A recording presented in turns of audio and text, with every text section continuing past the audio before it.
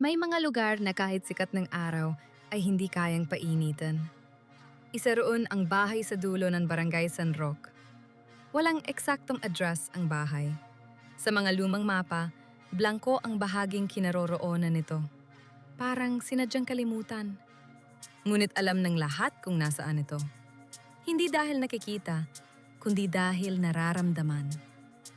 Ako si Leah Mendoza, 30 taong gulang, isang photojournalist na mas naniniwala sa ebidensya kaysa sa paniniwala. Lumaki akong nakikinig sa kwento ng mga multo. Pero kailanman ay hindi ako naniwala. Para sa akin, ang takot ay produkto lamang ng kakulangan ng liwanag. Hanggang sa dumating ang assignment na ito. Gusto namin ng feature tungkol sa mga abandonadong lugar, sabi ng editor ko. Yung may kwentong bumabalot. Isang pangalan lang ang binanggit niya. Bahay ng mga Montes. Noon gabing yun, hindi ako nakatulog. Hindi dahil sa takot, kundi dahil sa kakaibang pakiramdam na parang may nakatingin sa akin mula sa dilim ng kwarto.